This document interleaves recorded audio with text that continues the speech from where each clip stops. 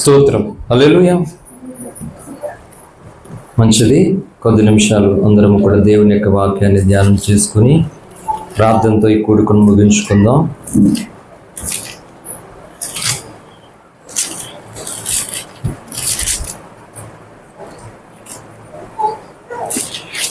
దేవుని పరిశుద్ధ వాక్య భాగంలో నుండి మొదటి సమూయేలు గ్రంథము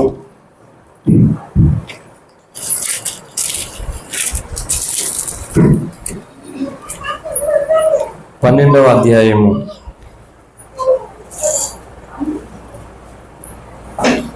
22వ వచనాన్ని చదువుకుని దేవుని యొక్క వాక్యాన్ని ధ్యానం చేసుకుందాం. యెహోవా మిమ్మును తనకు జనముగా చేసుకున్నటకు ఇష్టము కలిగి ఉన్నాడు. తన ఘనమైన నామము నిమిత్తము తన జనులను ఆయన విడనాడడు. ఈ పరిశుద్ధ వాక్య భాగం దేవుడు మన వెనుకడలో ఆశీర్వదించును గాక. ఆమె చిన్న మాట ప్రార్థన చేసుకుందాం.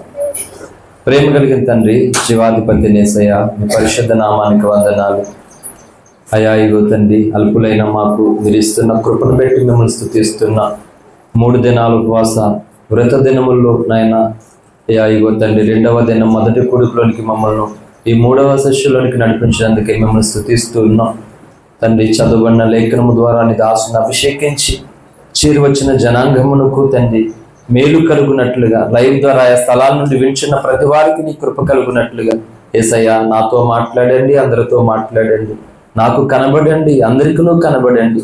నీ పిల్లలెవరూ నష్టపోకున్నట్లు, నీ పిల్లలెవరూ మోసపోకున్నట్లు ప్రభువా అయ్యా, నీ వలన ఆ సంతోషాన్ని సమాధానాన్ని పొందుకోవడానికి కృపనిమ్మని ఈ ప్రార్థనలు మా అందరికీ అత్యంత ఆశ్చర్యకరంగా, మా 4 సంఘాలలో ఉన్నటువంటి ప్రతి కుటుంబానికి ఆయన దీవెనకరంగా తండ్రి జరిగించి అయాయో తండ్రి నీ దాసుని కొరకు ప్రార్థిస్తూ, పరిచర్య కొరకు ప్రార్థిస్తున్న ప్రతి వారికి మేలు కలుగునట్లుగా మీరే సహాయం చేయమని యేసయ్య నామమున ప్రార్థించి వేడుకొంచున్నాం తండ్రి. ఆమేన్, ఆమేన్. హల్లెలూయా. దేవుని పరిశుద్ధ నామానికి మహిమ కలుగును గాక.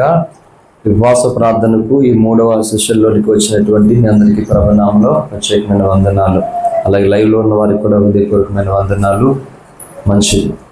ప్రవక్త అయినటువంటి సమూయేలు ద్వారా పరిశుద్ధాత్మ దేవుడు ఇస్తున్నటువంటి సందేశం ఏంటంటే, దేవుడు మనలను తన జనముగా చేసుకోవడానికి ఇష్టము కలిగి ఉన్నాడట. హల్లెలూయా.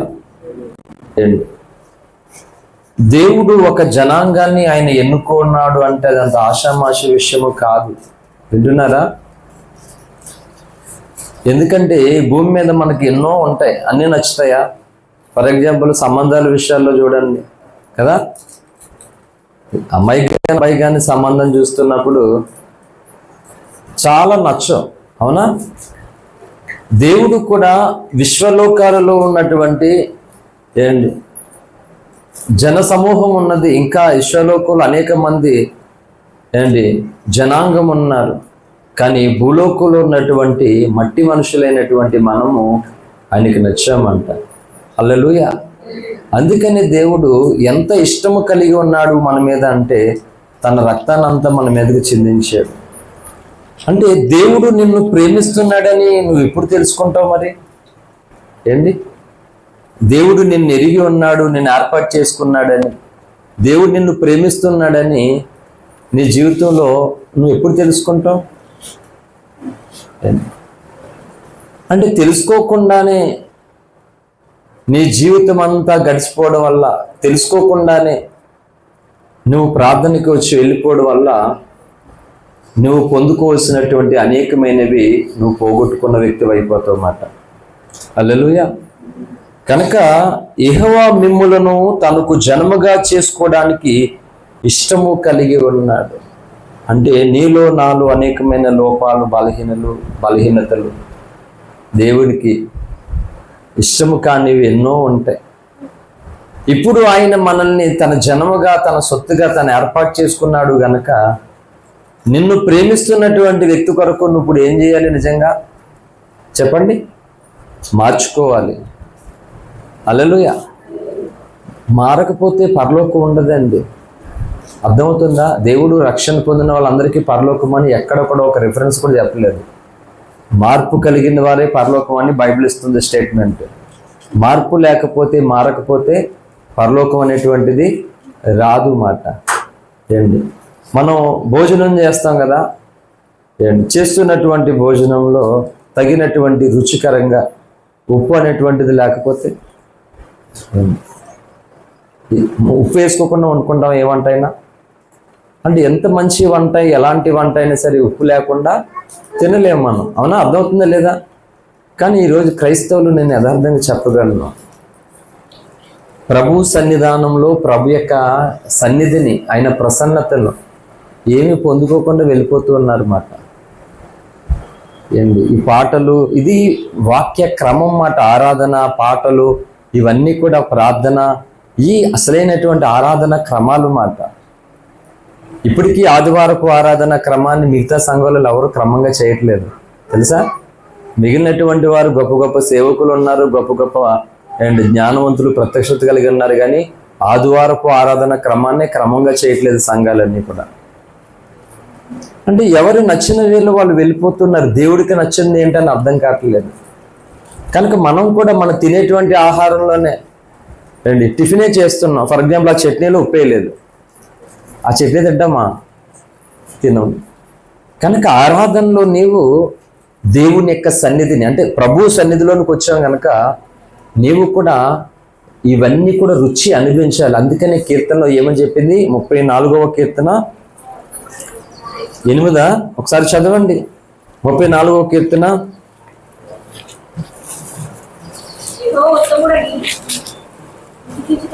అమ్మ రిఫరెన్స్తో చదవాలి కదా. 34 యెహోవా ఉత్తముడని రుచి చూచి తెలుసుకున్నది. నిజం చెప్తున్నాను, దేవుణ్ణి రుచి చూడడం లేదు క్రైస్తవులు. దేవుడు కాపాడాడని సాక్ష్యం చెప్తున్నారు, ఏంటి దేవుడు అప్పుల్లోంచి విడిపించారని సాక్ష్యం చెప్తున్నారు, పెళ్లి కాలేని వాళ్ళకి పెళ్ళి అయిందని సాక్ష్యం చెప్తున్నారు, పిల్లలు లేనటువంటి వారికి పిల్లలు పుట్టారని సాక్ష్యం చెప్తున్నారు. కానీ ఎలా చూడాలి? దేవుణ్ణి రుచి నీవు చూడగలిగితే నీ బ్రతికే ఒక సాక్ష్యం అవుతుంది. లేకపోతే నువ్వు కేవలం ఒక సాక్ష్యం చెప్పిన వ్యక్తిగా మిగిలిపోతావు. దేవుడు ఏదో కూటం పెట్టుకుని సాక్ష్యం చెప్పడానికి పిలవలేదు మనల్ని. నీవు నీ బ్రతుకు కాలంలోనే క్రీస్తు సాక్షిగా ఉండాలని నన్ను ఏర్పాటు చేసుకున్నాడు ఆయన. హల్లెలూయా. కనుక యెహోవా ఉత్తముడని రుచి చూచి తెలుసుకున్నాడు. మతం మారిన క్రైస్తవులుగానే కనబడుతున్నారు చాలామంది ఈరోజు. అందుకనే మతం మారిన క్రైస్తవులతో సంఘానికి ప్రయోజనం ఏమీ లేదు. దేవుడు రుచి చూసి తెలుసుకోమని చెప్పాడు. అలాగా దేవుడు ఉత్తముడని రుచి చూసి నువ్వు తెలుసుకున్న నాడు నువ్వు ప్రతి స్థితిలోనూ ప్రతి పరిస్థితుల్లోనూ బలహీనతలు ఉంటాయి, ఉండవని నేను చెప్పట్లేదు. అనేకమైనటువంటి ఇబ్బందులు, కష్టాలు, నష్టాలు, ఎన్నో ఆటంకాలు ఎదురవుతూ ఉంటాయి. కానీ నువ్వు రుచి చూసావు కదా, అది ఎట్టి పరిస్థితుల్లోనూ నీవు వదలుగాక వదలు. పౌలు శీల గారు, చాలామంది పాస్టర్స్కి ఏది అమ్మాయి పేరు ఏది అబ్బాయి పేరు కూడా తెలియకుండా పేర్లు పెట్టేశారు చాలామంది అయ్యగారులు తెలుసా.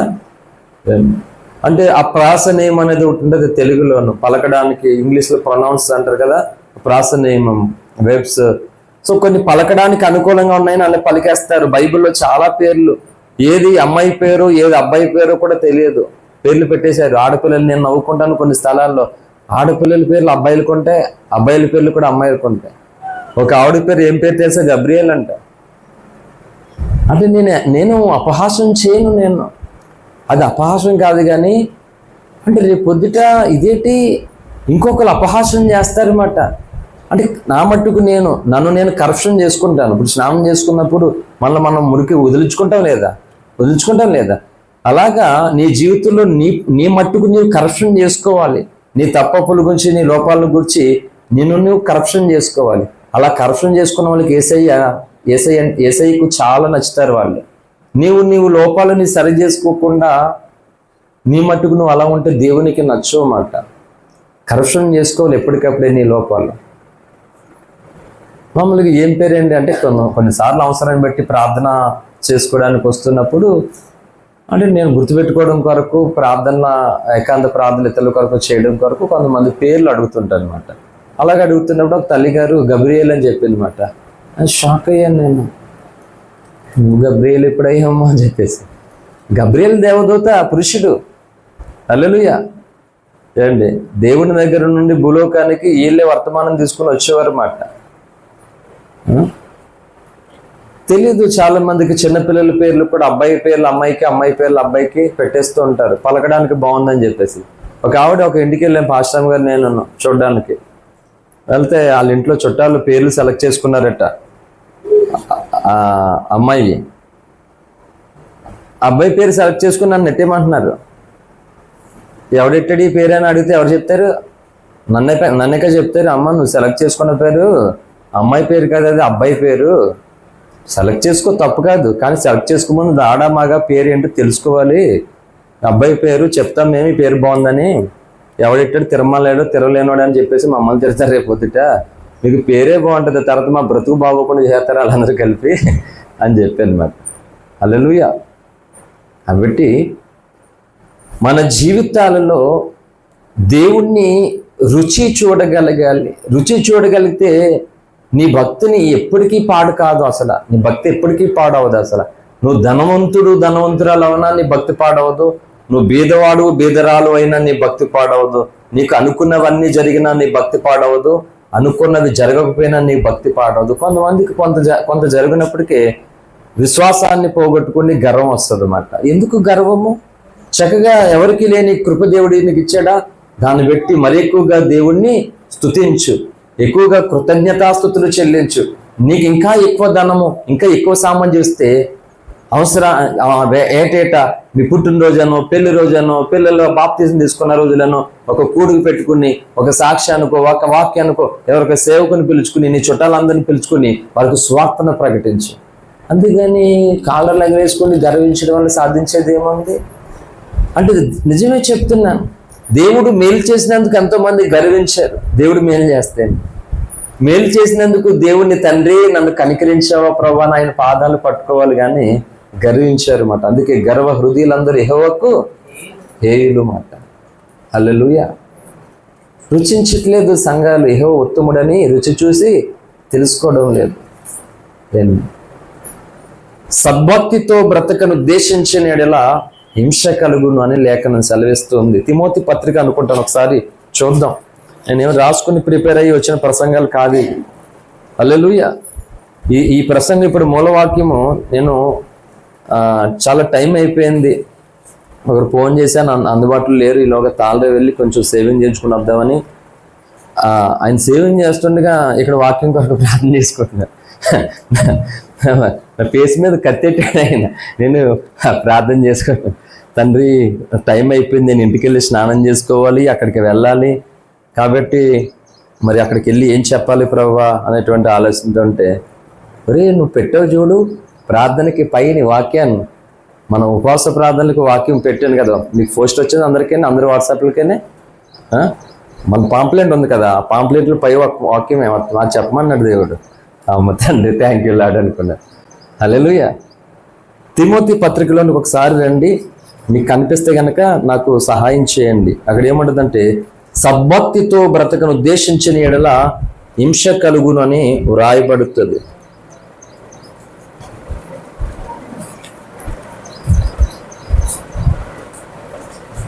నాకే కనిపించింది, నేను స్తోత్రం. 2వ తిమోతి పత్రిక 3:12 క్రీస్తు యేసునందు సద్భక్తితో బ్రతకను ఉద్దేశించి వారందరూ హింస పొందుదురు. హల్లెలూయా. సరైనటువంటి భక్తి, శ్రేష్టమైనది, మంచి భక్తి, దేవుడు కోరుకునేటువంటి భక్తి, అసలైనటువంటి భక్తి చేయడానికి పూనుకుంటే అట్టి వారికి ఏం కలుగుతుందంట చెప్పాలి, నాకు హింస కలుగుతుంది. ఏంటో ఒక మాట చెప్తున్నాను, మనకు ఒంట్లో బాగాలేదు, డాక్టర్ దగ్గరికి వెళ్ళాలి. ఏ డాక్టర్ దగ్గరికి వెళ్ళాలి ఇష్టపడతాం? ఆల్రెడీ మనకు ఎక్కడికి వెళ్తే బాగా పడుతున్నాయో మెడిసిన్స్, బాగా చూస్తారో పట్టించుకుంటారో ఆ డాక్టర్ దగ్గరికి వెళ్ళడానికి చూస్తాం, అవునా కదా? ఏంటి పిల్లల్ని స్కూల్లో వేయడానికి, కాలేజీలో వేయడానికి చూస్తాం. ఎక్కడ పడితే అక్కడ వేసేస్తామా? మంచి కాలేజ్, బట్టలు, చెప్పులు ఏమైనా సరే కొనుక్కుంటాం. మంచి కొనుక్కుందాం అనుకుంటాం, లేకపోతే పర్లేదు అనుకుంటామా? నా దగ్గర డబ్బులు ఉన్నాయి ఎనిపెట్టి నిండా, కాబట్టి ఈ జతపోయినా పర్లేదు, అంటే ఇంకోటి జతకొని వేసుకుంటాను అనుకుంటారు ఎవరైనా? హల్లెలూయా. ఎవరు అనుకోరు కదా అలాగా. అంటే మన మట్టుకు మనకున్నటువంటి స్థితి ఏదైనా కానీ ఆ స్థితిలోనే ఏంటి చూడండి, అందరూ మంచిది కొనుక్కోవాలని ఆశపడతాం మనం అందరూ, అవునా కదా? మరి ఒక మాట చెప్పండి, మంచి వాక్యము నాకు కావాలి, మంచి బోధ నాకు కావాలి అని క్రైస్తవులకి ఈ ఆశ కూడా ఉండాలి. మరి అర్థమవుతుందండి? ఈ ఆశ కూడా ఉండాలి. ఆశ లేకపోతే ఎలాగ? ఆశపడు ప్రాణాన్ని ఆయన తృప్తిపరుస్తాడట. హల్లెలూయా. కాబట్టి భూ సంబంధమైన వాటిలో మంచి వాటిని మనం కోరుకుంటాం. అయ్యో, ఏ కాయగూరలు కొన్నా, చేపలు కొన్నా అందులో మంచి మనం ఏరుకుని మనం కొనుక్కుంటాం.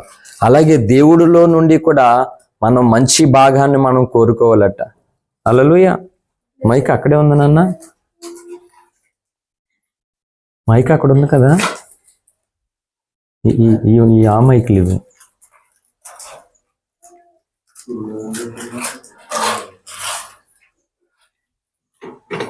స్తోత్రం. హల్లెలూయా.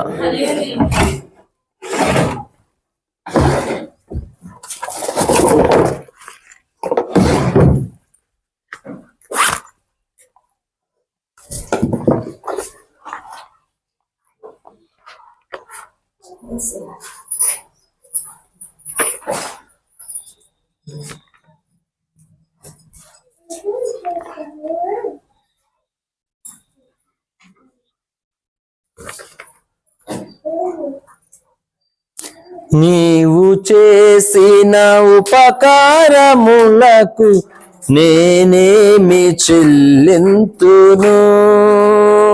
నీవు చేసిన ఉపకారములకు నేనేమి చెల్లింతును?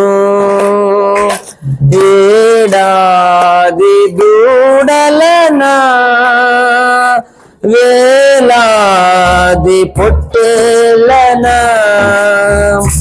ఏడాది దూడలనా, వేలాది పొట్టేలనా, నీవు చేసిన ఉపకారములకు నేనేమి చెల్లింతును? మరణ పాత్రుడనైయున్న నాకై మరణించితివ సిల్వలో, మరణ పాత్రుడనైయున్న నాకై మరణించితివ సిల్వలో, కరుణ చూపి నీ జీవ మార్గాన నడిపించుము యేసయ్యా. కరుణ చూపి నీ నడిపించుము యేసయ్యా.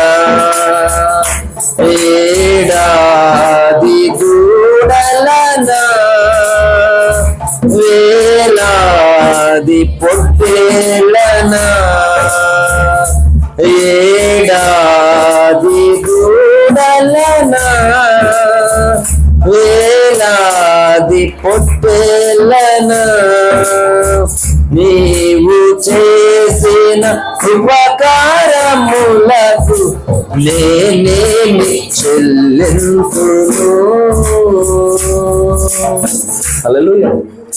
దేవుడు చేసినటువంటి ఉపకారాలకి మనం ఏం చేసి చెల్లిస్తాం చెప్పండి?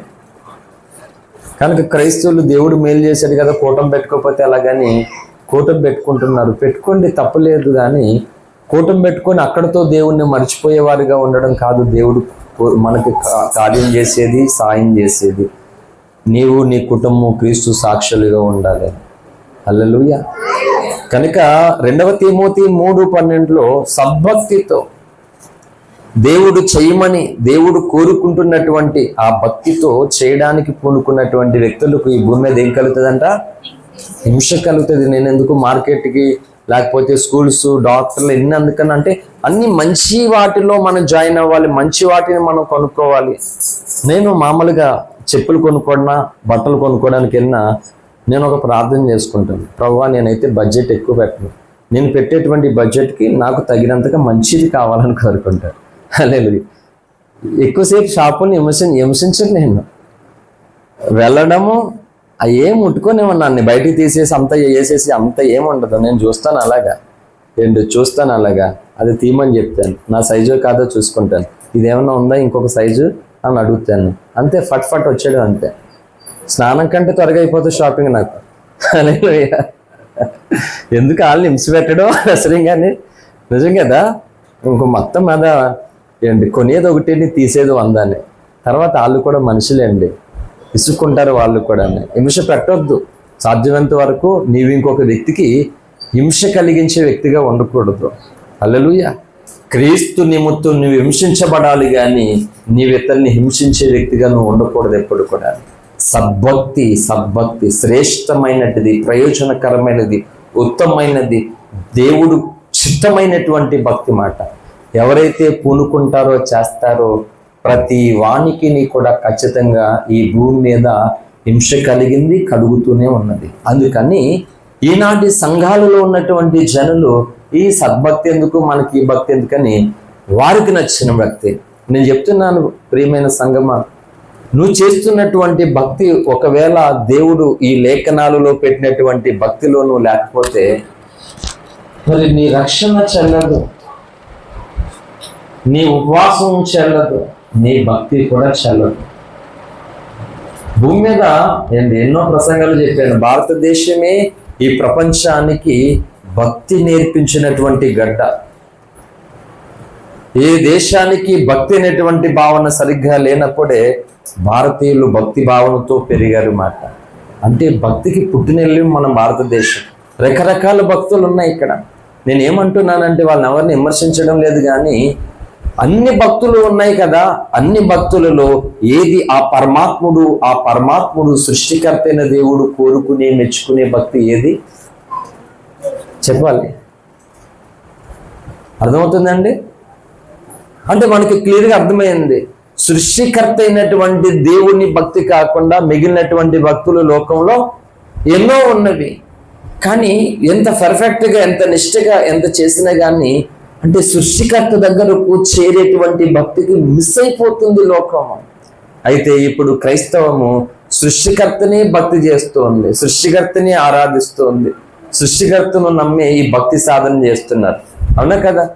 మీరు చాలా డిసప్పాయింట్లో, చాలా గందరగోళంలో, చాలా అనాలోచనలో ఉన్నట్లుగా నా మనసుకు కనబడుతుంది. మరి ఏం చేద్దాం? కూర్చోమంటారా నన్ను? అమ్మా చెప్పండి. అరే పిల్లకాయలు వినండ్రా.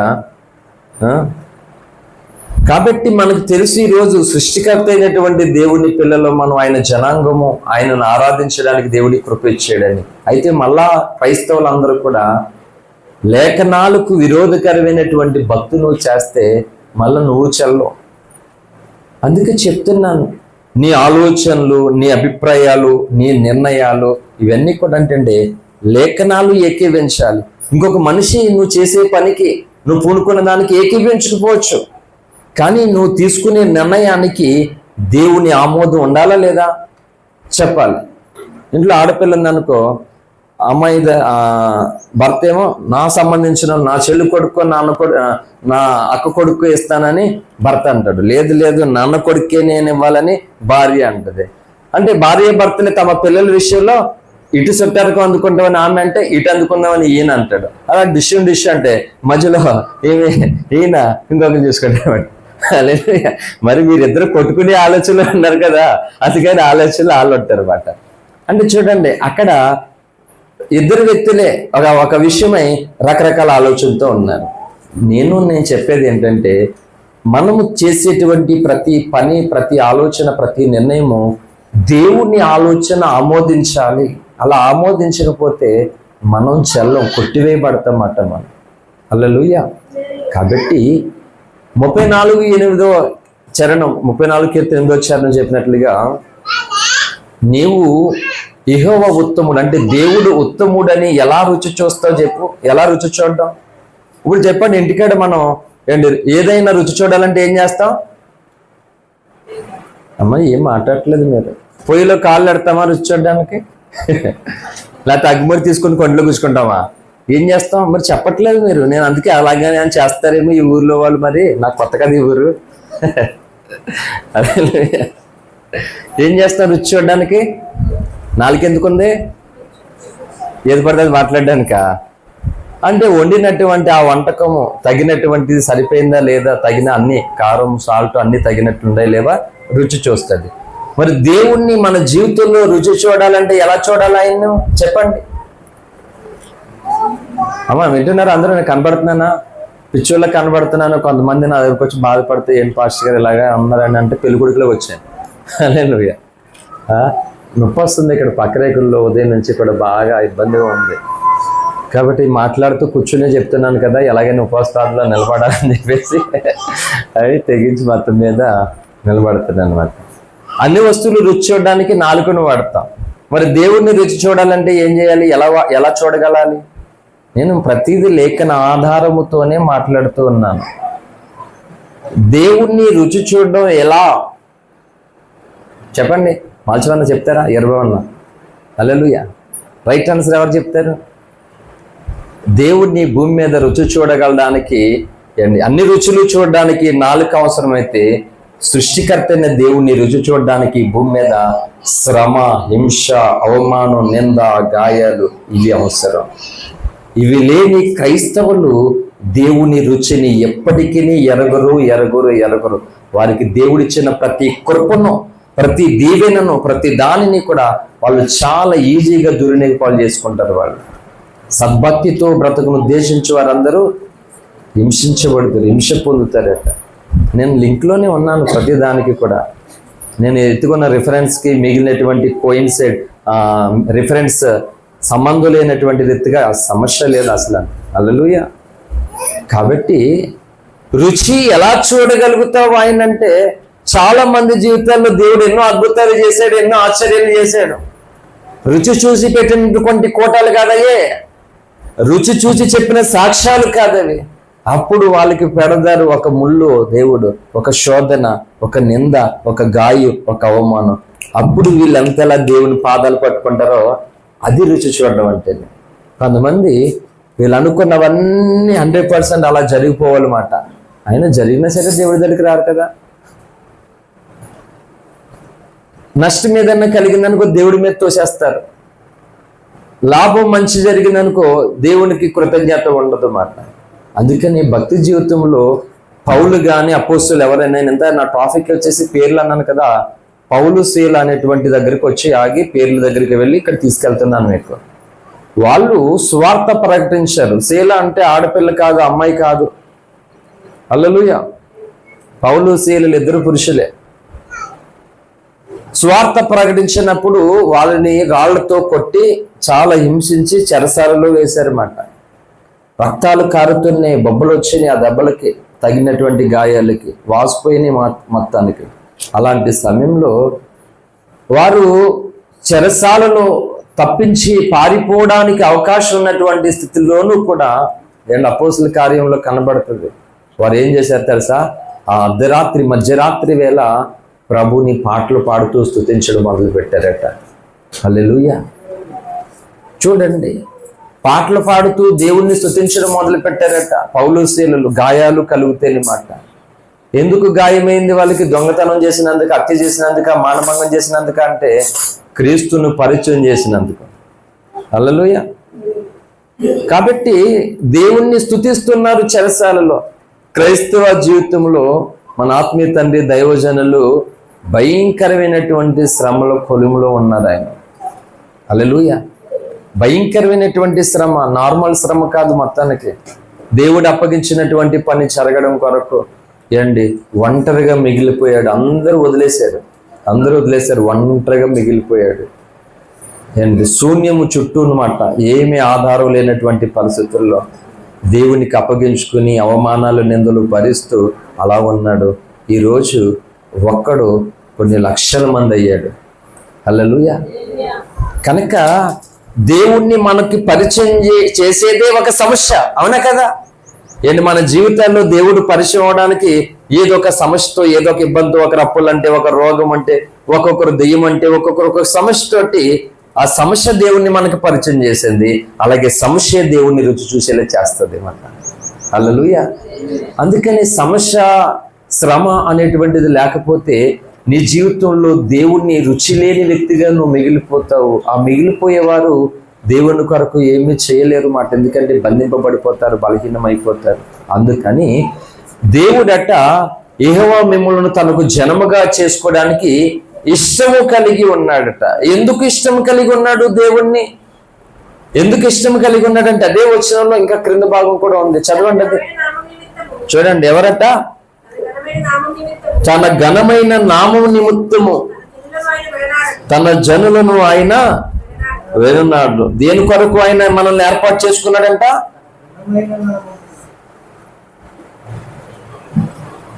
తన ఘనమైన నామం. చెప్తున్నాను మీకు అద్భుతమైన వండర్ఫుల్ మెసేజ్. మీ భూమి మీద అద్భుతమైనటువంటి నామధేయము కలిగినటువంటి వారు చాలా మంది ఉన్నారు అండి. ఒక మహాత్మా గాంధీ ఉన్నారు. నువ్వెవరి తాలూకా అంటే నేతాజీ. ఏండి, మహాత్మా గాంధీజీ తాలూకా అంటే నువ్వెవరి తాలూకా అంటే అంబేద్కర్, డాక్టర్ అంబేద్కర్ తాలూకా అని చెప్తే, అంటే ఆ పేరు అంబేద్కర్ అనే పేరు వినగానే ఏండి అందరికీ గుర్తొస్తుంది, ఓ ఈయన రాజ్యాంగ నిర్మాత, గొప్ప జ్ఞానవంతుడు అంబేద్కర్.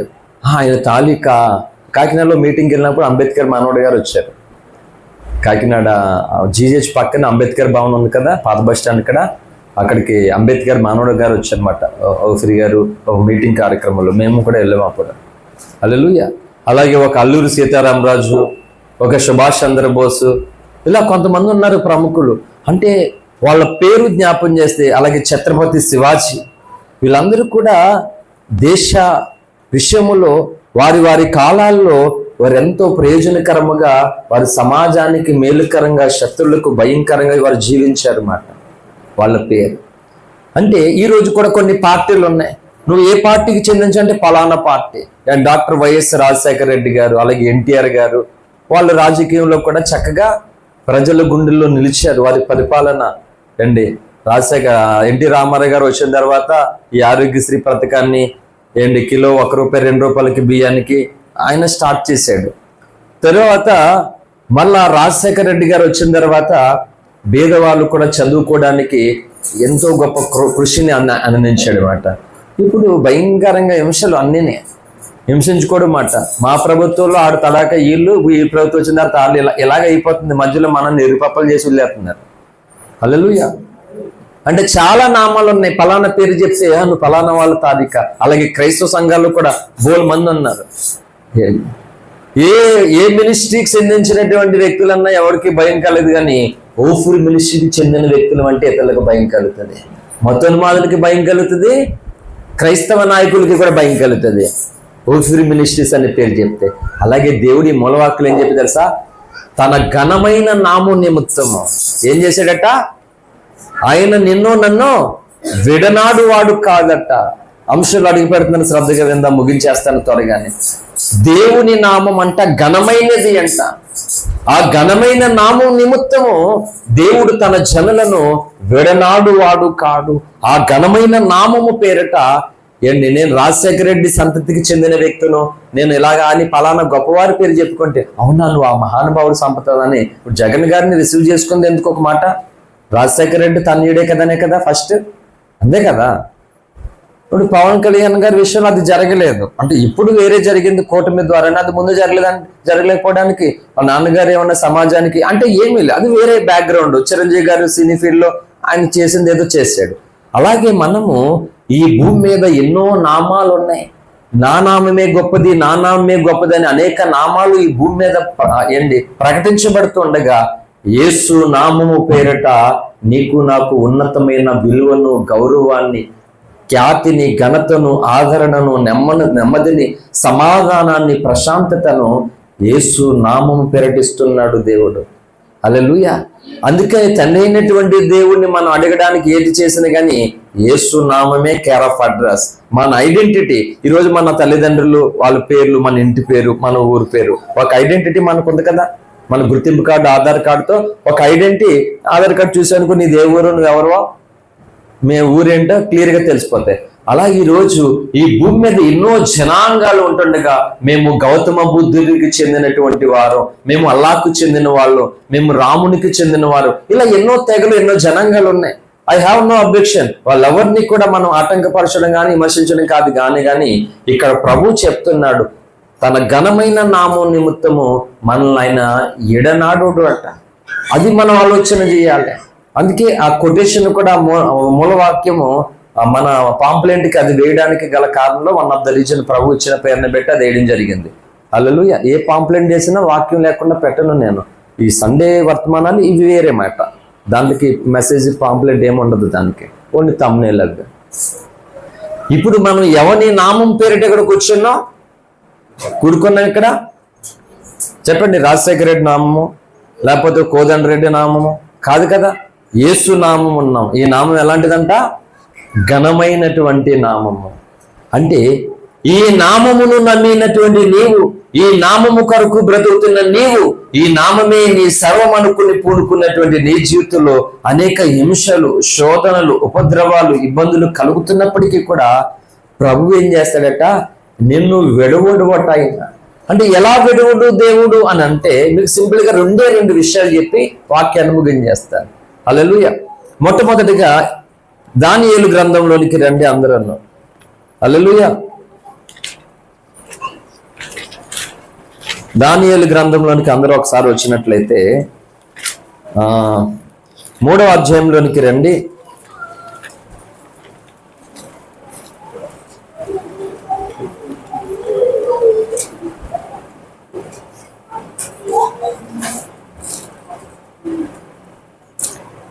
వచ్చాను.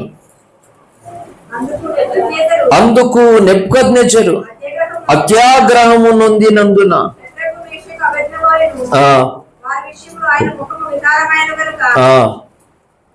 గుండము ఎప్పటికన్నా 7 అంతలు వేడిమిగా చేయమని ఆజ్ఞ ఇచ్చాను.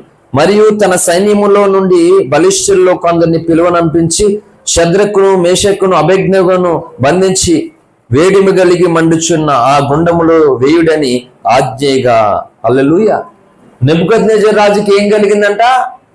కోపం వచ్చింది, అత్యాగ్రహుడైపోయాడు.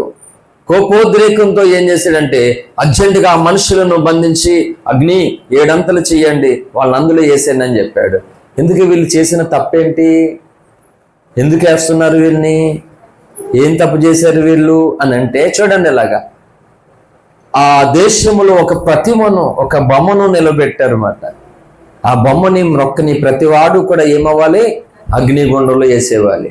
కనుక వీళ్ళ దగ్గరకు వచ్చింది, బొమ్మ మొక్కకపోతే అగ్నిగుండము. Choice is your. అగ్నిగుండానికి వెళ్తారా, బొమ్మను మొక్కుతారా? ఇంక వేరే ఆప్షన్ లేదన్నమాట. మేము మొక్కం కాక మొక్క. ఎంత డైలాగ్ చెప్పారు తెలిసే వాళ్ళు. చూడండి, ఆ 18 వచ్చినండి అమ్మ, 18 వచ్చును. రాజా, నీ దేవతలను మేము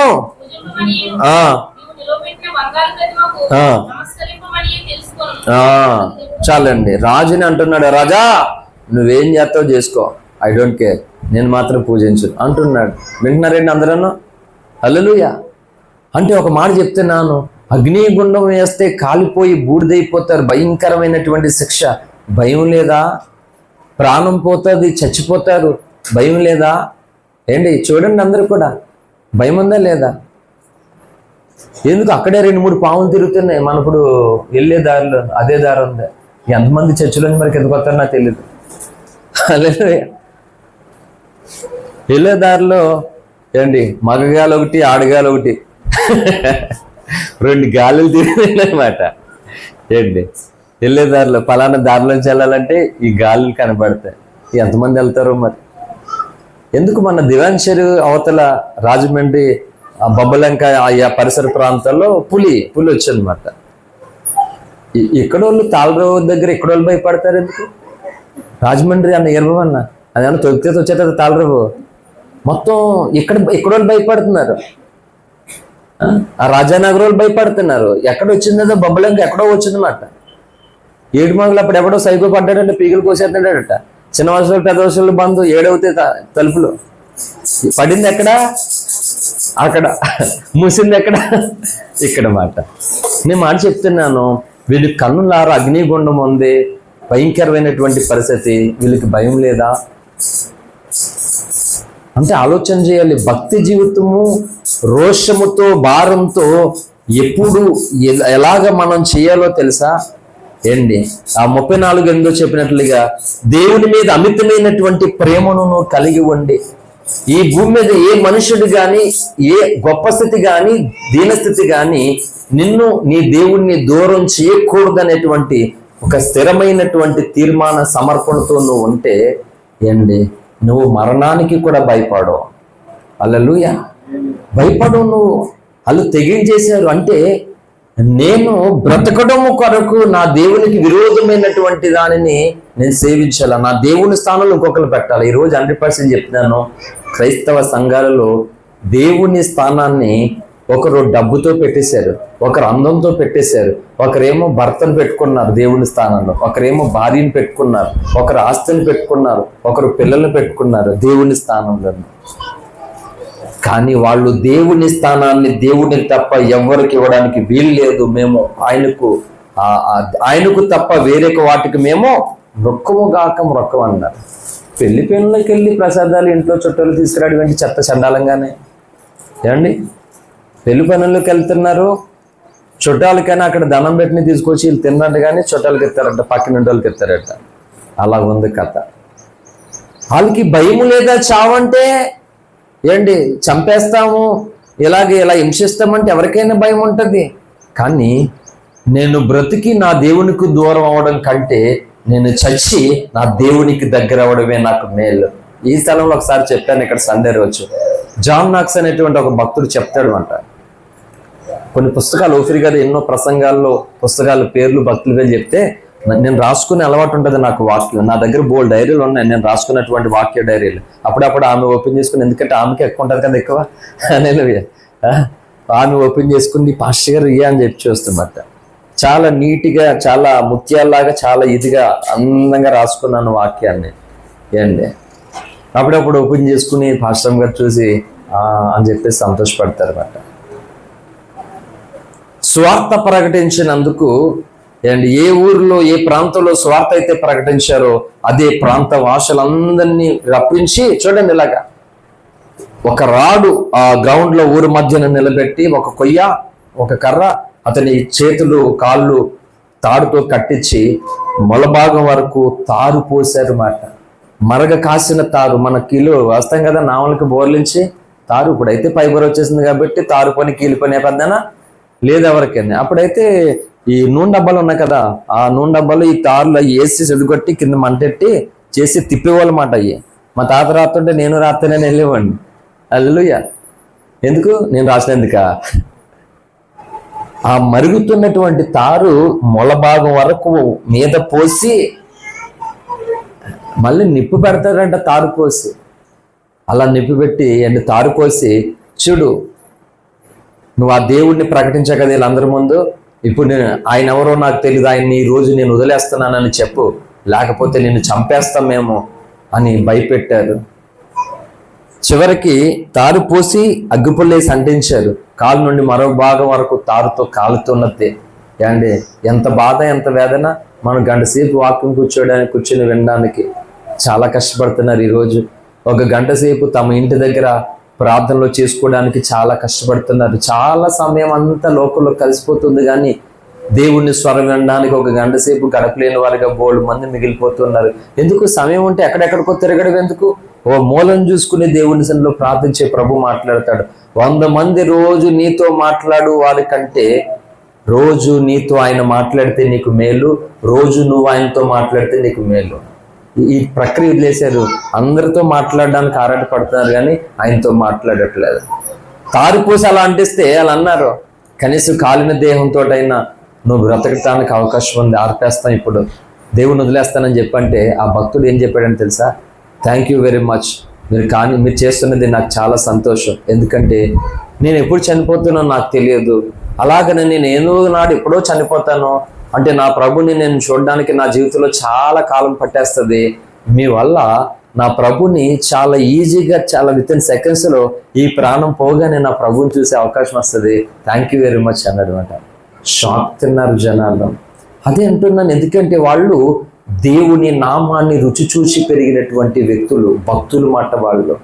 ఈరోజు దేవుడు మన ఇంటి డోర్ తెలిసి ప్రకటన గ్రంథంలో చెప్పాడు, ఎవడైనా నా స్వరం విని తలుపు తీసిన ఎడలా ఆయన వస్తాడట మన ఇంట్లోనికి. దేవుడు మన దగ్గరకు వస్తుండగా నాకు ఖాళీ లేదని బెచ్చిగాళ్ళ తోలేస్తున్నారు చాలా మంది. యెహోవా వాక్యం అరణ్యంలో యోహాను యొద్దకు వెళ్ళిందంట. దేవుని యొక్క వాక్యము యాకోబు దగ్గరకు వచ్చింది మాట, ఈరోజు మన దగ్గరికి కూడా వచ్చింది వాక్యము ప్రవక్త ద్వారానే. రాలేదా? హల్లెలూయా. కానీ వాక్యాన్ని రిసీవ్ చేసుకోవడానికి హృదయపు కఠినంతో నిండిపోయింది.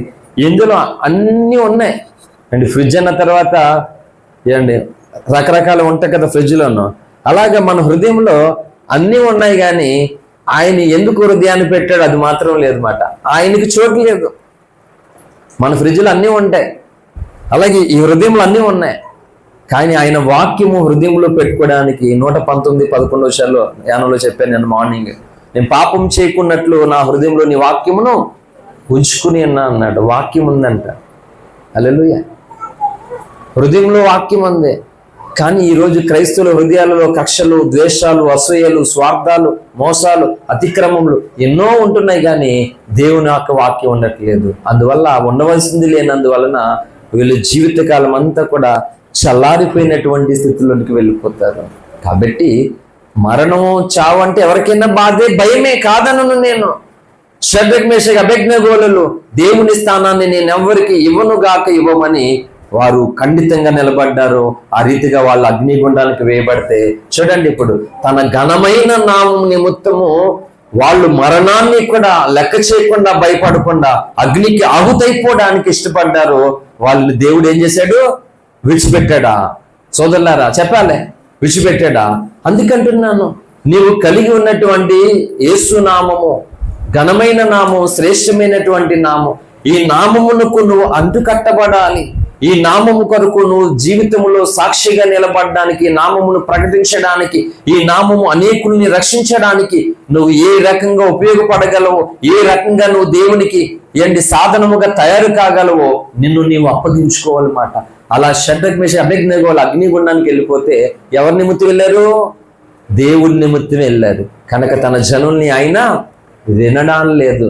అలా వినడాడలేనటువంటి జనాంగము ద్వారా జరిగే గొప్ప కార్యం ఏంటి చెప్పినా చూడండి. ఇప్పుడు 4వ అధ్యాయం 1వ వచనం 28:3-28 చదువుతాం. ఫస్ట్ దానియేలే 3:28 చదువు నాన్న. నెబుకద్నెజరు, షద్రక్, మేషక్, అబేద్నెగోను వీరి దేవుడు, పూజాహుడు, ఆయన తన దూతను పంపి తను ఆశ్రయించిన దాసును రక్షించను. వారు తమ దేవుని గాక మరి ఏ దేవునికి నమస్కరింపకయు ఏ దేవుని సేవింపకి ఉందుమని తమ దేహములను అప్పగించి రాజు యొక్క ఆజ్ఞను వ్యర్థపరచది. ఆయనే సాక్ష్యం ఇస్తున్నాడు. మళ్ళా చూడండి, ఏ దేవుణ్ణి పూజించలేదు వీళ్ళు, వ్యర్థపరిచేది. రాజు ఆజ్ఞను కూడా వీరు వ్యర్థపరిచేది. వీరి దేవుడు ఎవరో? పూజారుడు అంటున్నారు అన్నమాట. దేవుడు ఘనమైన నామం నిమిత్తము తన జనులైనా విడనాడడం. మనం ఏ స్థితిలో ఉన్నా సరే నీ దేవుని నామం గణపరచబడాలని ఆశతో, దాహంతో నువ్వు ఉండు. ఆయన నిన్ను విడవడు, ఎడబాయడు. నిజం చెప్పండి, దేవుడు మనుషుల్ని విడిచిపెడతారా? మనుషులు దేవుడిని విడిచిపెడుతున్నారా? చెప్పాలి, నాకు యథార్థం కానీ మీరు 100% రైట్. ఏంటంటే దేవుడు ఎప్పుడు కూడా ఎవరిని ఆయన విడిచిపెట్టలేదు, మనుషులే దేవుణ్ణి విడిచిపెట్టేశారు అన్నమాట. హల్లెలూయా. బైబిల్లో మీరు ఎక్కడైనా చూడండి, బిలాముని కానీ, ఇస్కరియోతీయును కానీ, కయీనును కానీ, ఏశావుని కానీ, ఇంకా ఎంతమంది అయినా కానీ, కొరాహు కానీ ఎవరిని దేవుడు విడిచిపెట్టలేదు. వీళ్ళే దేవుణ్ణి విడిచిపెట్టి వీరికి నచ్చినట్లుగా బ్రతకారు అన్నమాట వీళ్ళు. హల్లెలూయా. ఇప్పుడు స్కూల్కి వెళ్ళకుండా స్కూల్కి వెళ్ళినట్టు ఏ చెట్టుకాడో పొట్టకాడో తిరిగి ఉంటే ఫెయిల్ అవ్వకపోతే ఈడెలా పాస్ అవుతాడు? ఇప్పుడు ఆ స్కూల్ వేస్టా? అసలు ఈ స్కూల్కి వెళ్తే కదా ఈడు వేస్ట్. ఈడు స్కూల్కి వెళ్తే కదా అసలు ఈ చెట్టుకాడ పొట్టకాడ ఉండి బాక్స్ అనేసి వచ్చేసివాడు టైంకి. ఇప్పుడు అలాగుందన్నమాట. మనమే మన స్వయంకృత అపరాధముల చేత, మన సొంత ఆలోచనల చేత, మన ఇష్టాల చేత దేవుణ్ణి మనమే వదిలేసుకుంటున్నాం, మనమే దూరం పెట్టేసుకుంటున్నాం ఆయనకి. ఆయన మాత్రము వెడువుడు, ఎడబాయడంటే ఎప్పుడైనా. తల్లి అయిన మరచునేమో నేను నిన్ను మరువను, చూడుము నా అరచేతులలో నిన్ను చెక్కి ఉన్నాను. నీ పాదము తొట్టెల్ల నీయను నేను, నిన్ను కాపాడు కునుకడు నిద్రపోడు అని చెప్పి వాగ్దానం చేసిన యేసయ్యా తల్లిలా లాలించును, తండ్రిలా ప్రేమించును. ఆమేన్. తండ్రిలా ప్రేమించును. పర్వతాలు తొలగవచ్చు, కత్తరిల్లు మెట్టెలను వీడిపోదు నా కృప నీకు, నా నిబంధన తొలగదు. పర్వతాలు తొలగవచ్చు, కత్తరిల్లు మెట్టెలను వీడిపోదు నా కృప నీకు, నా నిబంధన తొలగదు. దిగులు పడకు భయపడకు నిన్ను విమోచించెదా, దిగులు పడకు భయపడకు నిన్ను విమోచించెదా, నీకు భారమంత మోసి నాదు శాంతి నొసగదా అని చెప్పి వాగ్దానం చేసిన యేసయ్యా తల్లిలా లాలించును, తల్లిలా ప్రేమించును, తల్లిలా లాలించును, తండ్రిలా ప్రేమించును. హల్లెలూయా. తల్లిలా లాలించి తండ్రిలా ప్రేమించి ఏం చేస్తాడంటే, అక్కడ ఇంకా ఉంది లిరిక్స్ పాడను కానీ, ముదిమి వచ్చే వరకు ఎత్తుకుని ముద్దాడును, శంకన పెట్టుకుని కాపాడును యేసయ్య. అద్భుతమైనటువంటి పాట ఇది. హల్లెలూయా. కాబట్టి ముదిమి అంటే వృద్ధాప్యము మాట. నీ శరీర బలమంతా ఉడికిపోయినప్పటికీ కూడా నీ అణువులోనూ యేసయ్య ఘనమైన నామము కొరకు ఏదో ఒకటి చెయ్యాలి. ఆయన నామం ఈ వయసులోనూ కూడా నా ద్వారా హెచ్చించబడాలి. ఈ స్థితిలోనూ కూడా ఆయన నామాన్ని కొంతమంది పరిచయం చేయాలని దాహముతో ఆరాటంతో ఉన్నప్పుడు నిన్ను ఆ ముసలితనంలోనూ కూడా చంటి బిడ్డలాగా ఎత్తుకుని ముద్దాడతాడట యేసయ్య. ఎంత గొప్ప దేవుడి దగ్గరికి మనం వచ్చామో తెలుసా. కానీ బాధ ఏంటంటే ఆ ప్రేమ వన్ సైడే ఉంది, రెండో సైడ్ లేదు మాట. One side love. దేవుడు మనల్ని ఎంత ప్రేమిస్తున్నాడో తెలుసుకోకపోతే ఎలా, ఎప్పుడు తెలుసుకుంటాం? నరకులో ఉన్న వాళ్ళకి తెలుస్తుందండి, పరదేశంలో ఉన్న వాళ్ళకి తెలుస్తుంది దేవుని ప్రేమ ఎంత మాదో. కానీ భూమి మీద చచ్చిపోయి నరకానికి వెళ్ళిన వాళ్ళకి తెలుస్తుంది దేవుని ప్రేమ గొప్పతనం. చచ్చిపోయి పరదేశంలో ఉన్న వారికి కూడా తెలుస్తుంది దేవుని గొప్పతనం. కానీ ఇంకా బ్రతుకున్నటువంటి మనకి మాత్రం ఆయన ప్రేమలో గొప్పతనం మాత్రం తెలియడం లేదు. అందుకని భూమి మీద అంతా వ్యర్థమని సొలొమోను భక్తుడు మొత్తం తేల్చెప్పేశాడు. మొత్తం అంత వ్యర్థం అన్నాడు. ఏంటి ఎవరు ధన్యులు అంటే నేను చెప్తున్నాను. 33వ కీర్తన 12వ చరణం ముగిస్తున్నాం. లాస్ట్ లో మనం ఉన్నాం, లాస్ట్ మెట్టు దగ్గర ఉన్నాం. యెహోవా తమకు దేవుడిగా గల జనులు ధన్యులు. చాలండి. అంటే యెహోవా తమకు దేవుడిగా గల జనులు ధన్యులు అంటే ఈ మాట బాప్తిజం పొందిన వాళ్ళందరికీ వర్తిస్తుందంటే వర్తించదు. అర్థమవుతుందండి? అమ్మా నిద్రపోవద్దు. హల్లెలూయా. బాప్తిజం పొందినటువంటి అందరికీ వర్తించదు ఈ మాట. యెహోవా తమకు దేవుడిగా గల జనులు ధన్యులు అని ఎవరి కోసం అన్నాడంటే తన ఘనమైన నామం నిమిత్తము దేవునికి ఇష్టలుగా ఉన్నారు చూసావా, వాళ్ళు ధన్యులు. హల్లెలూయా. ఇప్పుడు రక్షింపబడి మనమే ఆయన ఎరగిన వారిగా, మనం దేవుని పిల్లలమో లేకపోతే లోక పిల్లలమో తెలియని వారిగా ఉంటే దేవునికి అవమానం కదా. అందుకని ధన్యత్వాన్ని చాలా మంది కోల్పోతారట, నష్టపోతారట. కాబట్టి అగ్నిగుండములో అసలు అగ్నిగుండానికి దేని కొరకు వెళ్ళారు? వాళ్ళు తప్పు చేసి వెళ్ళారా? దేవుని ప్లేస్లో ఇంకొక వ్యక్తికి చోటు ఇమ్మంటున్నారు మాట. ఇవ్వడానికి ఒప్పుకోలేదు వాళ్ళు. కనుక హింస పొందారు సద్భక్తి చేసినందుకు. కనుక దేవుని కొరకు భక్తి చేస్తున్నప్పుడు శోధన పడతావు, శ్రమ పడతావు, అవమానాలు పడతావు, నిందలు పడతావేమో కానీ నీ దేవుడు నిన్ను విడువడు, ఎడబాయడు. హల్లెలూయా. విడువడు. మరొక భక్తుని జ్ఞాపం చేసుకుని మనం ముగించుకుందాం. ఆది కాండంలోనికి రండి అందరూ కూడా. ద బుక్ ఆఫ్ జీనిసస్ రండి. మనందరికీ బాగా పరిచయమైనటువంటి ఇష్టమైనటువంటి భక్తుడే.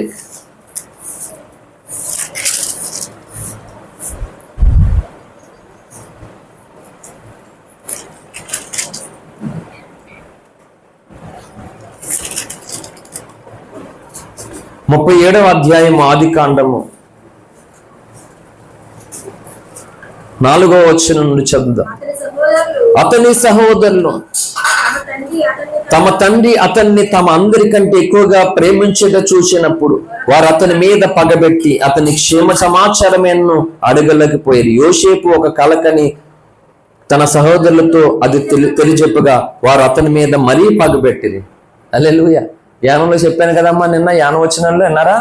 ఒక దర్శనం వచ్చింది, ఇది పరిస్థితి అని చెప్తే దర్శనం చెప్పిన తర్వాత పగబెట్టారు దాని మీద. షాక్ అయ్యాను, ఇదేంటి?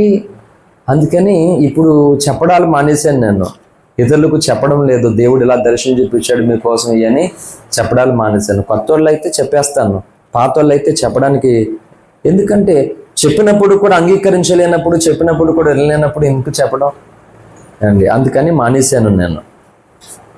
యోసేపు ఒక కలకని తన సహోదరులతో చెప్తే మరీ ఏం చేశారట వాళ్ళు? మరీ ఎక్కువగా పగబెట్టారట. చూడండి, తల్లిని కోల్పోయి పాపం చిన్నవాడు, తండ్రి ప్రేమ చేత తల్లి లేదు కదా ఈ కొడుక్కి, మిగతా కొడుకులకి తల్లులు ఉన్నారు, యోసేపుకి బెన్యామీన్కి తల్లి లేదని ఆ యోసేపు మీద ఒక అమితమైనటువంటి ప్రేమ ఉందన్నమాట. ఎవరికి? తండ్రికి అయినటువంటి యాకోబుకి. సో ఇతన్ని ఎక్కువగా ప్రేమిస్తున్నాడు అని చెప్పేసి మిగిలిన అన్నదమ్ములందరూ కూడా, ఎందుకంటే 4 భార్యలు ఉన్నారు, రాహేలు, లేయా, జల్ఫా, ఈ 4 భార్యలు ఉన్నారు వీళ్ళందరూ. ఈ రాహేలు చనిపోయిన తర్వాత యోసేపు ప్రేమ తండ్రి చూపిస్తూ ఉంటే తట్టుకోలేక యోసేపు మీద పగబెట్టారు వీళ్ళందరూ. అలా పగబెట్టి చివరికి ఏం చేశారు తెలుసా? వీళ్ళు చంపేద్దామన్నారు అన్నదమ్ములందరూ ఏకమయ్యి. పెద్దోడు అన్నాడు, ఒరే తమ్ముని చంపడం పాపంరా, అది చేయొద్దు అసలు అని అంటే చివరికి అతను ఒంటి మీద ఉన్న అంగీని, తెల్లంగిని తీసేసి ఒక మేకపిల్లని, గొర్రెపిల్లని చంపేసి ఆ రక్తము ఈ షర్టుకు పామి ఈ వ్యక్తిని గోతులో వేసేసారు. ఈ అంగీ తీసి పట్టుకెళ్లారు. ఈ గోతులు వేసిన వ్యక్తి కూడా నేను చెప్తున్నాను, చిన్నపిల్లోడు ఆ గోతులో గుంటలు వేసాడు, పైకి రాలేడు. అన్నలు పైన అపహాసం చేస్తున్నారు. అన్నలారా, ఇక నుంచి నేను మీకు ఏమీ చెప్పనులే, నన్ను ఇలా వదిలేవద్దు ప్లీజ్ అన్నయ్యలు, నన్ను ఇంటికి తీసుకువెళ్ళండి, నాన్నగారి దగ్గర తీసుకెళ్ళండి. ఆ గోతులో ఆ పిల్లవాడు ఎంత భయంకరంగా ఏడ్చాడో తెలుసా? ఒక్కడి మనసు కూడా కరగలేదు. లేఖనాలు మీరు పైపైన తీసుకుని ఇలా చదివేస్తే మీకు అర్థం కాదు. ఆ స్థానంలో నువ్వు ఉండాలి. పరకాయ ప్రవేశం అంటారన్నమాట. యోసేపు స్థానంలోకి వెళ్ళి నీ కుటుంబస్తులందరూ పైన నిలబడి అపహాసం చేసి నవ్వుతూ ఉంటే కనీసం నీకు తినడానికి రవ్వంత బుక్కడి బొవ్వ కూడా లేదు, కడుపు మాడుతూ ఉన్నావు, చచ్చిపోయేలాగా ఉన్నాను, ఒక ముద్ద పెట్టండి అని అడుగుతూ ఉన్నావు నువ్వు. కానీ వీళ్ళందరూ చికెన్లు, మటన్లు, బిర్యానీలతోటి చక్కగా 3 పూటలు తింటూ ఉన్నారు. నీ కళ్ళ ముందు కనబడుతూ ఉంటే ఆ బాధ ఎలా ఉంటే చెప్పు. కనీసం అన్నా నేను ఇక మీదట మీకు ఎదురు చెప్పను, మీరు ఏం చెప్తే అదే చేస్తాను. ఎందుకు చెప్పనా? తండ్రి ప్రేమకు నన్ను దూరం చేయొద్దని. నేను యోసేపు స్టోరీ చదివి 3 రోజులు అన్నం తినడం మానేశాను నేను బైబిల్ చదివినప్పుడు. తెలుసా? నువ్వు బైబిల్ చదువుతున్నప్పుడు ఏడుపు రావాలి. నీకు ఏడుపు రావాలంటే నువ్వు లోపంతో ఉన్నావు అని అర్థం. కనీసం వాక్యం ఉన్న తర్వాత ప్రార్థనలో నీకు ఏడుపు రావాలి. లేకపోతున్నావు అంటే సంథింగ్ ఈజ్ రాంగ్ అని అర్థం. ఏ సాక్ష్యం ఉన్నా, ఏ వాక్యం విన్నా ఏంటి హృదయాలు పగలకుండా కఠినంగా ఉంటున్నాయంటే అర్థం ఏంటంటే నువ్వు చాలా డేంజర్ జోన్లో ఉన్నావని అర్థం అట. ఎన్నోసార్లు దైవ సాక్షిగా నేను ప్రమాణం చేసి చెప్తున్నాను, బైబిల్ చదివినటువంటి ఎన్నోసార్లు మా అమ్మ మంచి భోజనం ఉన్నా సరే ఆకలి లేదు నేను తినను, పక్కన పెట్టేసి అన్నమాట. ఎందుకంటే వాళ్ళు మనలాంటి మనుషులే, కానీ వాళ్ళు నీతి నిమిత్తము పడుతున్నటువంటి హింసను చూడాలి. పక్క వాళ్ళు ఎన్ని సమస్యలు పడుతున్నా మనకేం సమస్య లేదు, కొంతమంది పట్టించుకోరన్నమాట. ఇది క్రీస్తు మనసు కాదు ఏంటి, క్రీస్తు మనసు కాదు. భక్తుల భారము ఏంటి అందరికీ అర్థం కాలేదు, అర్థమైన వాళ్ళందరూ భక్తులు అయ్యారు.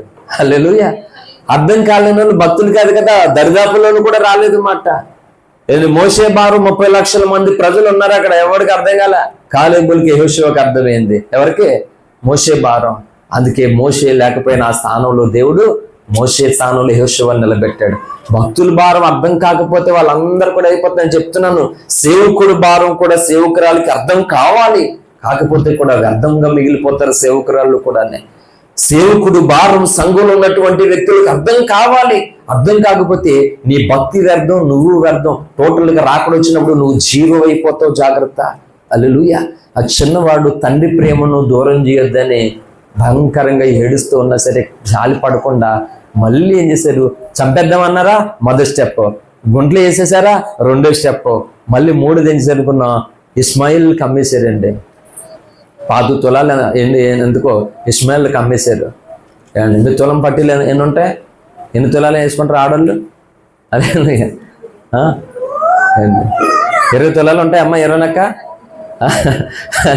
నాకు నాకు లేదా అమ్మా స్వరూప ఎన్ని తులాలు ఉంటాయి మీ పట్టీలు?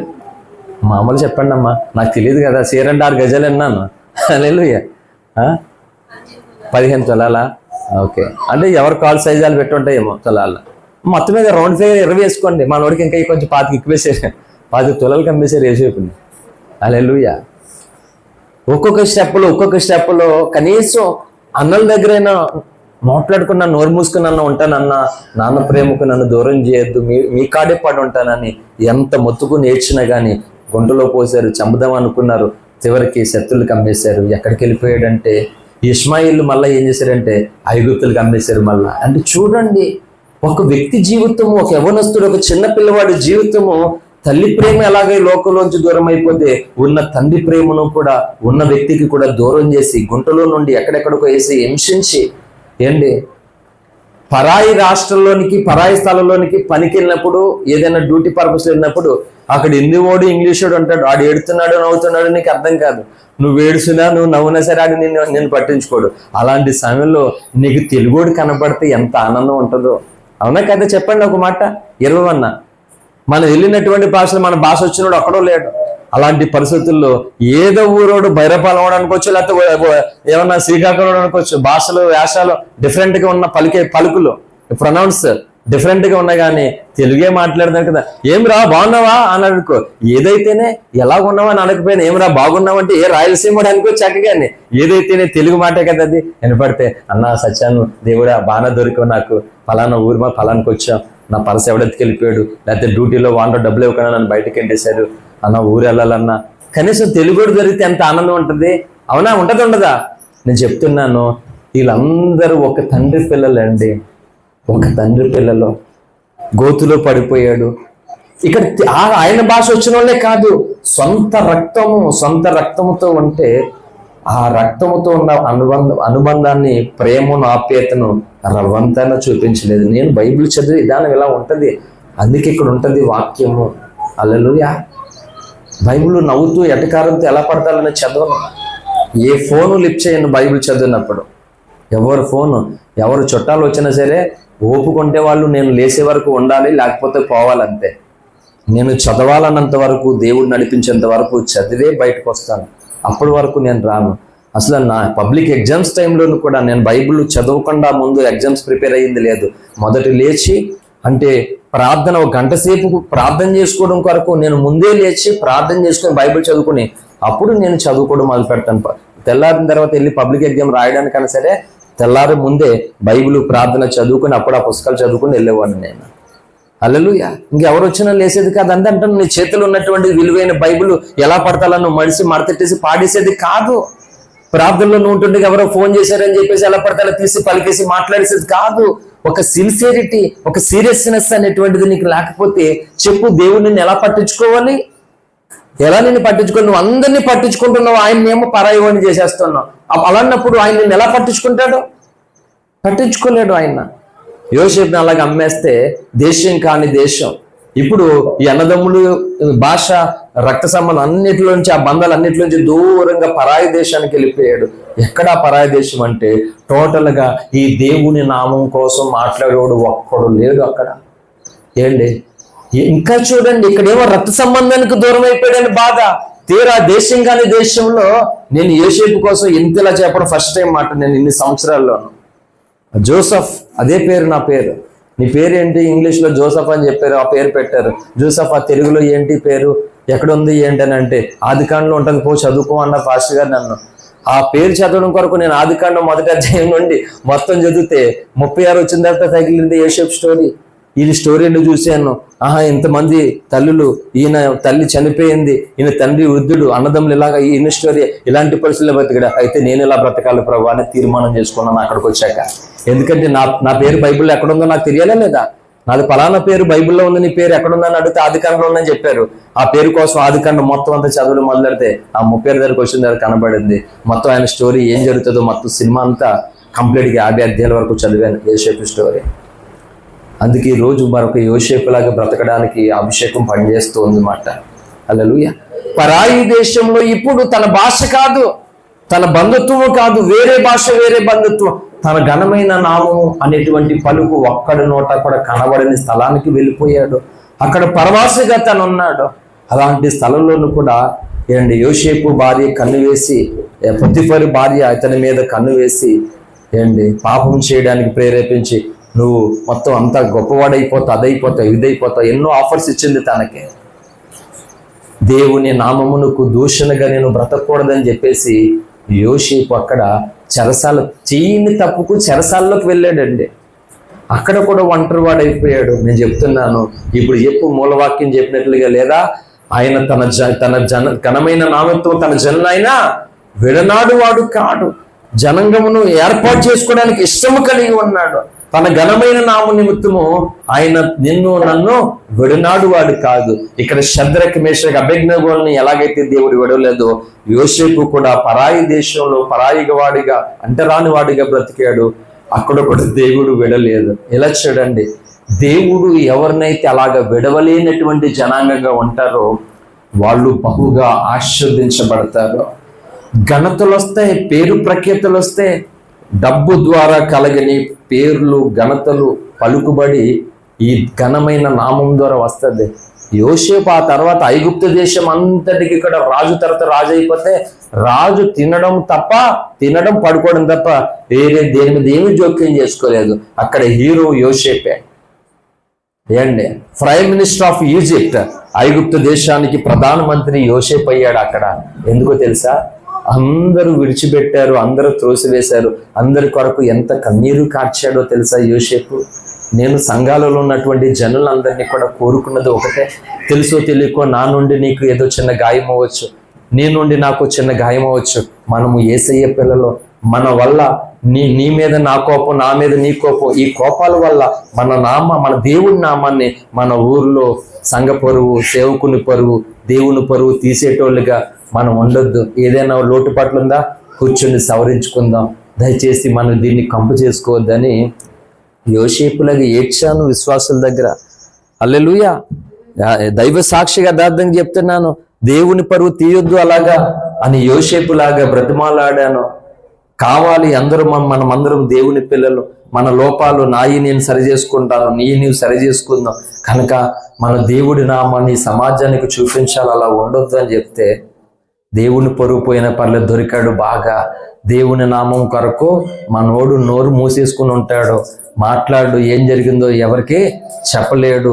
కాబట్టి అది ఇంపార్టెంట్, కాబట్టి అది నా వీక్నెస్ అనుకున్నారు. చెప్పండి, అది వీక్నెస్సా? దేవుణ్ణి గణపరచాలనే హృదయ వాంఛ అది, లేకపోతే అది నా బలహీనత? అది బలహీనత అనుకున్నారు కొంతమంది మాట. డాక్టర్లు అనారోగ్యంతో మనం వెళ్తే మన స్థితి చూసి, డాక్టర్ ఈ పేషెంట్ బతకాలి, ఎంత డబ్బైనా పర్లేదన్నాను, అది వీక్నెస్. వాళ్ళకి ఎంత డబ్బైనా లాగేస్తాడనమాట.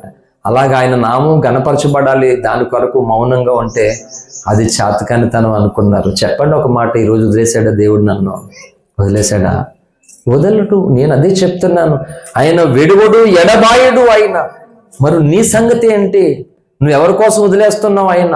ఈ లోకంలో ధనం కోసం, బలం కోసం, అందం కోసం, ఆస్తి కోసం, ఇష్టం కోసం, అధికారం కోసం, ప్రలోభాల కోసం, సుఖాల కోసం ఆయన నువ్వు వదిలేసేటువంటి వ్యక్తిగా నువ్వు ఎట్టి పరిస్థితుల్లోనూ ఉండడానికి వీలు లేదు మాట. హల్లెలూయా. కాబట్టి నా వాక్యం ఎక్కువ మంది వినాలని ఆశాదాహం ఏం లేదు. విన్నటువంటి ప్రతి వారు కొద్దిమంది అయినా సరే దేవునికి ఇష్టము కలిగిన జనాంగముగా ఉండాలని. హల్లెలూయా. ఆ గుంపులో ఉండాలి. దేవుడు ఏర్పరచుకున్న గుంపులో ఉంటే నువ్వు లక్కీ అంతే. అండ్ 2011 ఇండియా 50-50 వరల్డ్ కప్ కొట్టింది.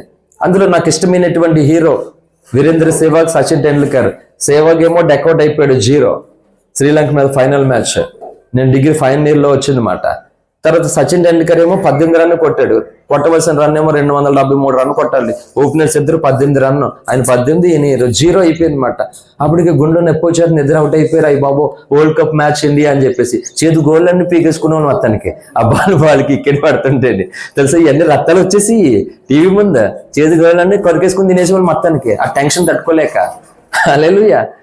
చీర గౌతమ్ గంభీర్, ధోని గారు మొత్తం మ్యాచ్ ఫినిష్ చేసి ఇండియన్ కొట్టేశారు. అయితే ఆ గుంపులో ఉన్నందుకు 0 కొట్టిన వ్యక్తికి కూడా గోల్డ్ మెడల్ వచ్చింది. హల్లెలూయా. ఆ గుంపులో ఉన్నందుకు 18 రన్ కొట్టినందుకు వ్యక్తి కూడా గోల్డ్ మెడల్ వేసి సచిన్ టెండూల్కర్ ని క్రికెట్ గాడ్ అంటారన్నమాట, క్రికెట్ కి దేవుడు అంటారన్నమాట. ఆయన్ని భుజాల మీద వేసుకుని గ్రౌండ్ అంతా తిప్పారు. ఆయన కొట్టాడు, సెంచరీ కొట్టాడు, ఏమన్నానే హాఫ్ సెంచరీ కొట్టాడు, కొట్టింది ఏమి లేదు. ఆయన ఏమో 0, ఈయనేమో 18 రన్. ఎందుకు తెలుసా? విన్నింగ్ ఆఫ్ ద టీమ్, వీళ్ళు గెలిచిన టీంలో ఉన్నారు కాబట్టి. హల్లెలూయా. కాబట్టి నేను చెప్తున్నాను, నువ్వు నేను బలహీనులమే. ఏండి, ఓ బలమైన సర్పం రెచ్చిపోతుందంట. ఓ పద్యం ఉంటుంది 4వ తరగతిలో, బలవంతుడా నాకేమని పలువురితో నిగ్రహించి పలుకుటి మేల, బలవంతమైనటువంటి సర్పము సలిచీమ చేత చిక్కి సావదిసుని, అది నీవే దిక్కు నాకు అనేటువంటి ఒక విధానం ఉంటుంది. కొన్ని పద్యాలు ఉంటాయి మాట. బలవంతమైన సర్పం ఎర్రవేగుతుందంట. ఈ సలిసీమలు ఏం చేస్తాలే అనుకుంటే, సలిసీమలన్నీ బలహీనమన్నీ ఏకమైని మొత్తానికి శాపే ముళ్ళు ఒకటే ఉందన్నమాట. శాప కన్నంతా తినేసే. హల్లెలూయా. నీవు నేను ఈరోజు బలహీనులమే, కానీ బలమైన దేవుని నామం పేరిట మనం కార్చే యథార్థమైన కన్నీరు, మనం చేసే ప్రార్థన బలవంతుడైన సాతాన్ని మన కాలు కింద కట్టి పడేస్తాయి. హల్లెలూయా. దేవుడు హెచ్చించబడతాడు. ఈ గుంపులో ఉండాలని చెప్తున్నాను. ఈ గుంపులో ఉంటే మన చిన్నవారిమే బలహీనులమే, కానీ విన్నింగ్ ఆఫ్ ద టీంలో ఉన్నందుకు నీకు గొప్ప బహుమానం ఘనత దేవుడిస్తాడు. ఇప్పుడు చెప్పండి, మూలవాక్యం చదవని ముగించుకుందాం. చాలా విషయాలు ఉన్నాయి కానీ నా తీర్మానం చెప్పాను కదా, అందుకు ముగించేస్తున్నాను. మూలవాక్యం చదవండి.